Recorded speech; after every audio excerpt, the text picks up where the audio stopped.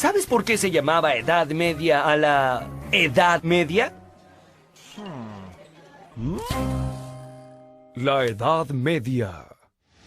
Muchos piensan que la Edad Media fue un periodo oscuro en el que no pasó mucho y que se llama así porque quedó colgando en medio del esplendor de la antigua Roma y el mundo moderno. Es decir que para muchos la Edad Media fue un bache en la historia, un periodo de transición, como un sótano oscuro en el que el hombre permaneció oculto y del que salió nuevamente a la luz recién allá por el año 1500, cuando renacieron aquellas ideas de la antigüedad que habían hecho tan brillantes las épocas de Grecia y de Roma. Pero en este periodo sí que pasaron muchas cosas, pues fue en realidad por estos años cuando comenzó a gestarse la Europa que conocemos hoy. España, Francia, Italia, Alemania, Gran Bretaña, los Países Bajos, toda Escandinavia, Austria, Hungría... son descendientes de aquellos famosos pueblos bárbaros que ocuparon estos territorios luego de la caída del Imperio Romano. Durante los 10 siglos de la Edad Media, estos pueblos se convirtieron en reinos y le dieron forma a Europa, referencia fundamental de la cultura occidental. Los francos. Allá por el siglo V después de Cristo, pueblos bárbaros provenientes del centro europeo acosaban la estabilidad del Imperio Romano. ¿Recuerdan? Sí, claro. Muy bien, entonces también recuerdan que fueron los bárbaros germanos quienes finalmente en el año 476 entraron y destruyeron a Roma por completo. Bueno, pero estos grandotes germanos no eran un solo pueblo, sino que estaban subdivididos en un sinnúmero de fracciones que siempre luchaban entre sí. Los lombardos, los vándalos, los godos, los visigodos, los borgoñeses, los sajones y especialmente un grupo de pueblos que lograron destacarse entre todos estos: los francos. Estos personajes rústicos, fuertes y muy guerreros venían de tierras cercanas al río Rin en la actual Alemania. Los francos tuvieron una gran ventaja. De su lado nació un hombre que era un líder por naturaleza y que jamás se dejaba vencer. Ese hombre se llamó Clodoveo. ¿Y saben qué? Comenzó a liderar a su pueblo con tan solo 16 años. ¡Ah! Mocoso engreído. ¿Mocoso engreído? Verás, en el año 481 llegó a ser el primer rey de todos los francos. Y bajo su mando, los francos se extendieron desde su patria, luchando contra todos sus vecinos y conquistando la mayor parte de la antigua provincia romana de la Galia, o sea, la actual Francia, que tomó su nombre de estos fuertes guerreros. Clodoveo gobernó desde la incipiente ciudad de París. Luego se casó con una bella princesa del pueblo de los borgoñeses llamada Clotilda.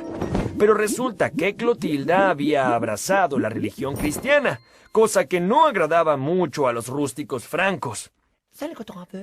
Parece que Clotilda le habló y le habló y le habló. ¡Ya, mujer! ¡Sí! ¡Oh, Jesús el Redentor!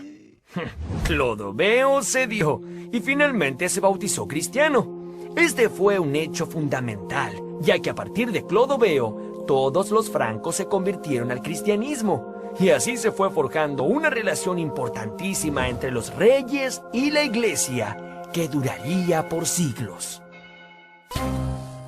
La nobleza de espada. Los francos tenían una costumbre particular que con el tiempo se hizo muy común en toda Europa. Cuando un rey moría, su reino era dividido entre sus hijos o príncipes. Ellos entonces tendrían tierras propias y podrían construir sus propios castillos para custodiarlas. ¡Guau! ¿Castillos con torres gigantes, fosas y puentes levadizos? Sí, Pipo. Es que los reyes tenían que protegerse mucho de sus adversarios, ya que gobernar por ese entonces no era otra cosa que defender las propiedades por un lado y atacar nuevos territorios por el otro. Para ello, cada rey necesitaba de muchos caballeros que se prestasen para el servicio militar.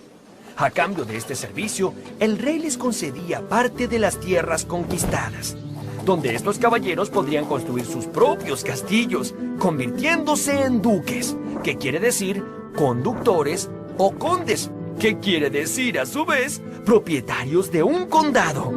Fue así como los guerreros más valientes fueron adquiriendo propiedades que debían proteger en honor a su rey, a quien además le debían lealtad absoluta hasta la muerte. Ellos fueron la nobleza de espada.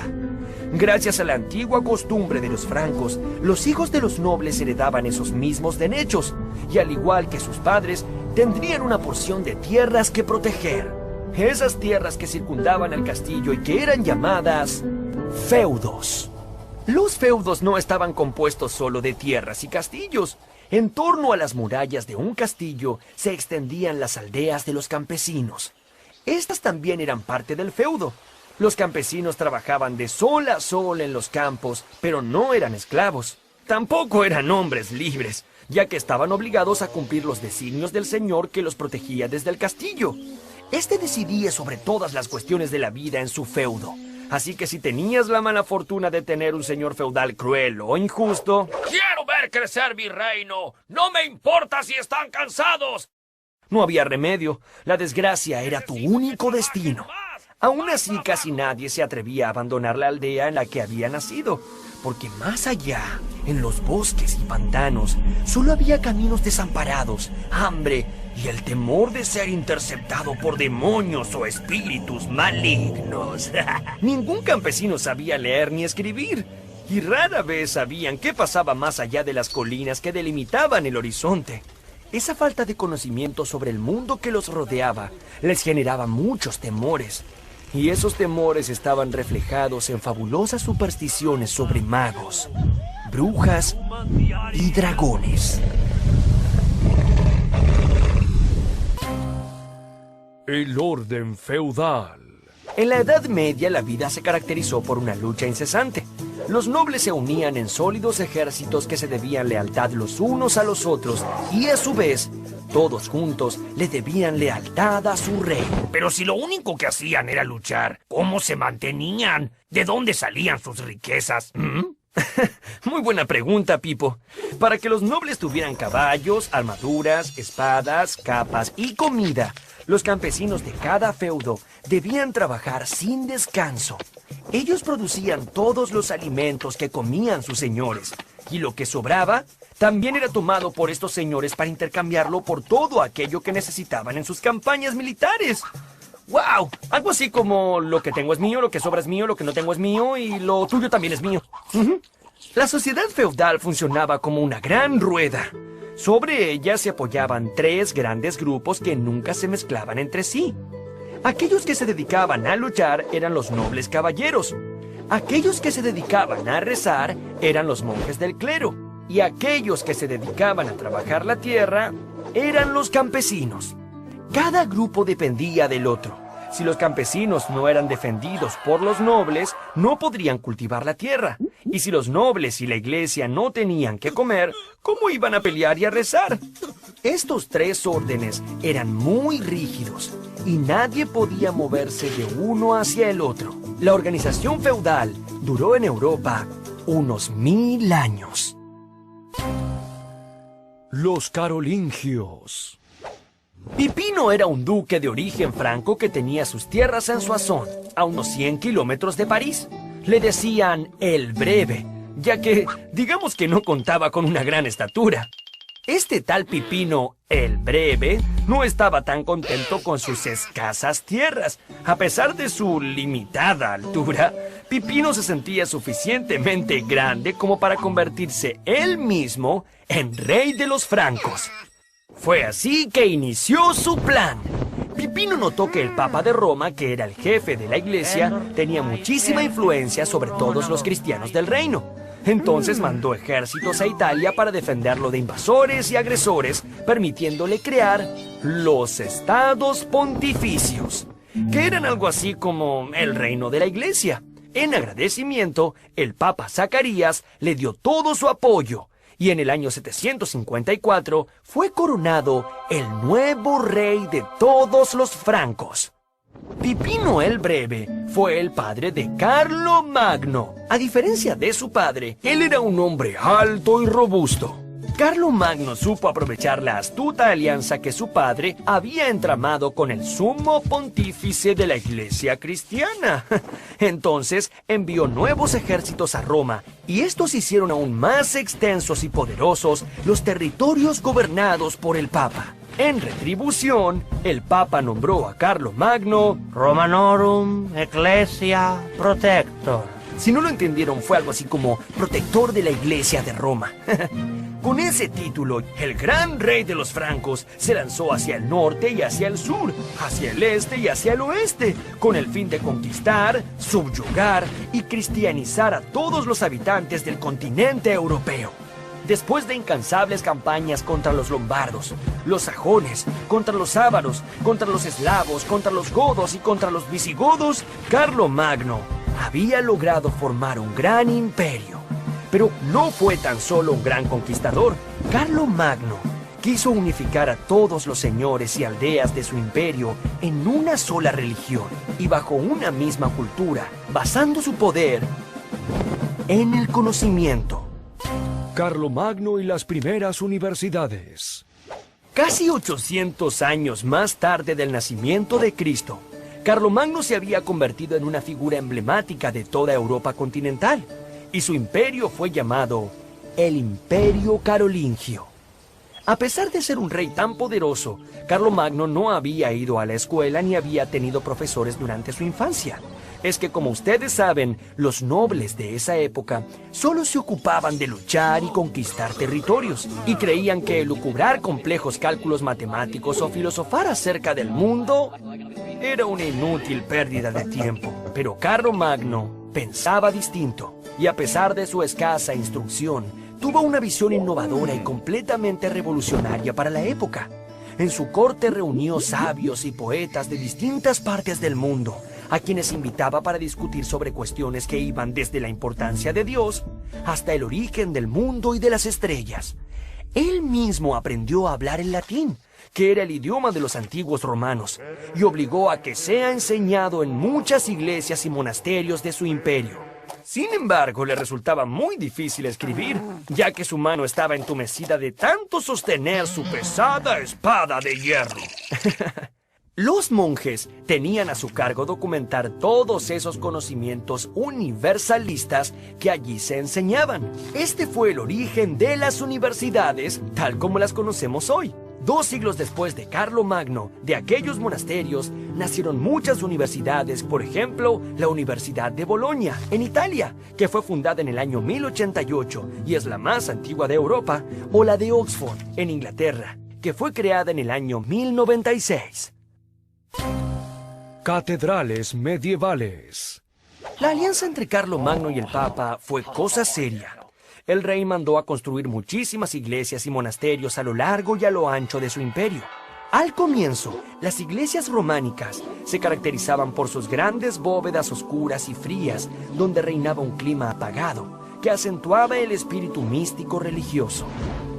Pero también eran así porque los arquitectos de esa época no dominaban sofisticadas técnicas de construcción, y su prioridad era evitar que todo se desmoronara.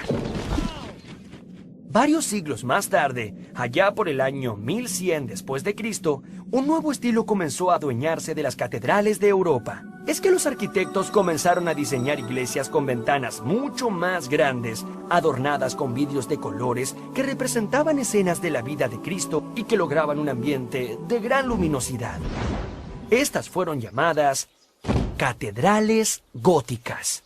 El mayor milagro de las catedrales góticas era el uso de vigas de arco que desplazaban el peso hacia los costados. Sus enormes y luminosas bóvedas lograban sostenerse sobre columnas muy delgadas, generando grandes elevaciones en un espacio etéreo. El cambio del estilo románico al estilo gótico reflejó un cambio en la mentalidad medieval. Mientras que el románico se apegaba a la tierra, el gótico se elevó hacia el cielo, con sus altas e interminables torres que se elevaban para estar más cerca de Dios. La coronación de Carlomagno. En la noche de Navidad del año 800, Carlomagno se hallaba rezando en la Basílica de San Pedro, en Roma. El Papa León III se le acercó y mientras todo el pueblo se arrodillaba ante él, lo coronó emperador del Imperio Romano Germánico. Así, el gran reino de Carlomagno se transformaría en un imperio que quiso hacer revivir la grandeza del antiguo Imperio Romano. La enorme diferencia era que los soberanos de este imperio no eran romanos, sino germanos. Sí, aquellos mismos que siglos antes habían destruido a Roma, pero que ahora, con sus estratégicas alianzas con el Papa, habían decidido cristianizar y volver a unificar a toda Europa. Para mostrarle sus respetos al nuevo emperador, enviados de todo el mundo llegaron a la corte de Carlomagno. El gran príncipe musulmán de Oriente, Harún al-Rashid, le envió preciosos tesoros y, escuchen esto, hasta un elefante. ¡Arre, holgazán, arre! La inteligencia, la fuerza de voluntad y la superioridad con la que gobernó Carlomagno destacó a toda una época. Pero, desafortunadamente, todos estos logros estaban atados a su propia personalidad y se disolvieron poco después de su muerte. 14 años después de su coronación, en el año 814, el imperio fue repartido entre sus 3 nietos y pronto se descompuso en los reinos de Alemania, Francia e Italia.